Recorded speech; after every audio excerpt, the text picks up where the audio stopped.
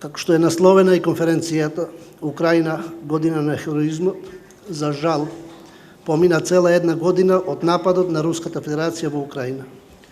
Верувам дека никој не мислеше дека овој конфликт ќе трае долго. Меѓутоа, развојот на настаните не демантира и после сите заложби на сиот демократски свет кој има почит кон територијалниот интегритет и суверенитет на земјите.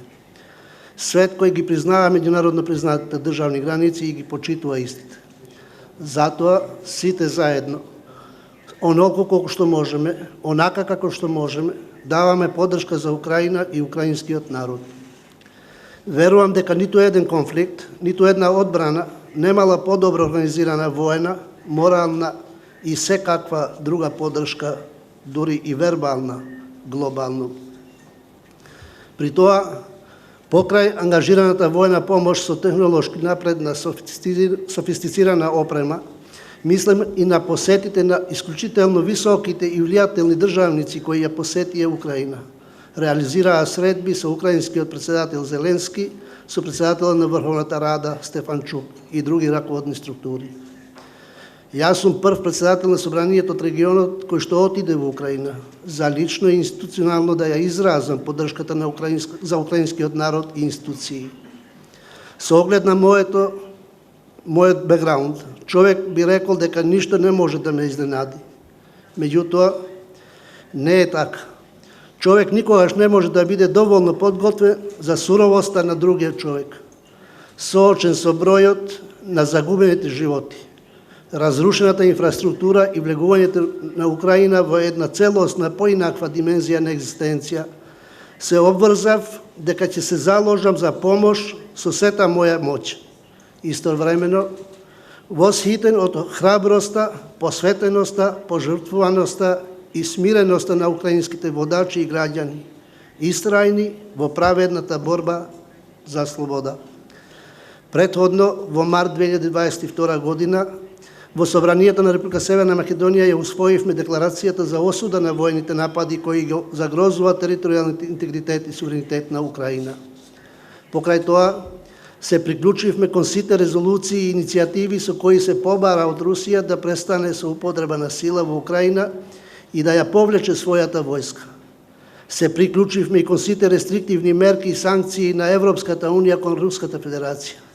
Како држава учествувавме и на првиот парламентарен самит на меѓународната Кримска платформа, каде се промовираше парламентарната димензија на платформата.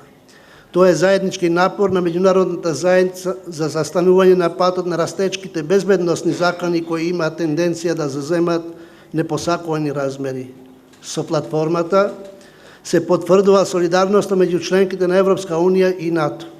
Се испраќа порака од демократскиот свет против насилно наметнатиот руски поредок и се испраќа порака дека меѓународното право, неповредливоста на меѓународно признатите граници и заедничките вредности како човековите права и основните слободи мора и ќе бидат заштитени.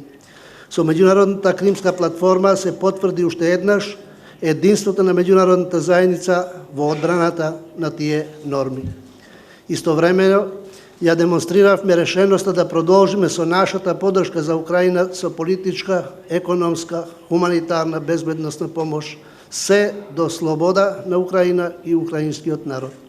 Затоа што деокупацијата на Крим е од големо значење не само за Украина, туку и за цела Европа, за регионалната и глобалната безбедност и стабилност. Како резултат од усвојувањето на заедничката изјава на првиот парламентарен самит на Меѓународна Кримска платформа во Загреб, во декември 2022 година, Собранието ја основаше интерпартиската парламентарна група за Меѓународната Кримска платформа со цел воспоставување и спроведување на ефективна парламентарна димензија на соработка меѓу учесниците. Целта е да се придонесе во подигање на глобалната и домашната свест за ситуацијата на Кримскиот полуостров. Собранието на Република Северна Македонија со тој чин уште еднаш ја потврди определбата дека како институција и како држава стоиме цврсто на страната на Украина, на украинскиот народ и институции во нивната борба за слобода. Наредната активност во Собранието, изложбата за гладоморот, Украина се сеќава, светот признава, беше уште еден жален подсетник за суровоста на агресорот, кој повторно е истиот.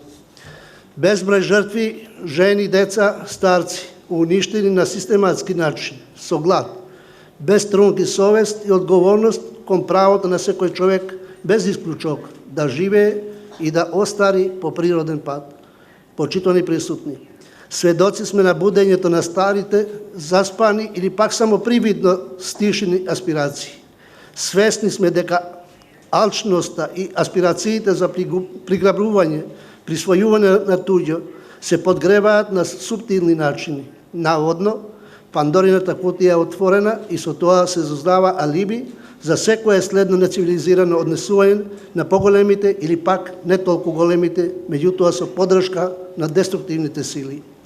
И после толку страдања, изгубени животи и цели генерации, човештвото никако да ја научи лекцијата и да биде задоволно со тоа што го ужива, да го чува и негува, за и следните генерации да го ползуваат. Последниве денови ја слушнавме изјавата на рускиот председател Путин дека наводно Русија само се бранела и дека Русија сакала да постигне договор по мирен пат, но Западот не го дозволува тоа, со тоа што и дава поддршка на Украина. Патот за постигнување на мир е еден и за тоа треба да се седне на маса, еден наспроти друг во разговор без ракавици, на рамна основа. И тоа, колку порано, толку подобро. Мирен договор не се постигнува кога го гледаш противникот низ нишанот на оружјето. Со секој одминат ден се подлабоки се раните, се повеќе се разгорува огнот и се разјарува гневот. Доста е. Нема повеќе време за губење. Сега повеќе од кога било се потврдува колку е значајно проширувањето на Европската Унија и со земјите од Западен Балкан за безбедноста, стабилноста и демократската консолидација на европскиот континент. Почитувани присутни, да не дозволиме да се претвори се во пепел. Премногу сме вложиле и сме жртвувале. Ние, нашите предци, нивните предци. Затоа, многу брзо може да затропа на сечија врата. Затоа што на овој или на онај начин ефектот се рефлектира на сиот свет, без разлика. Благодарам на вниманието.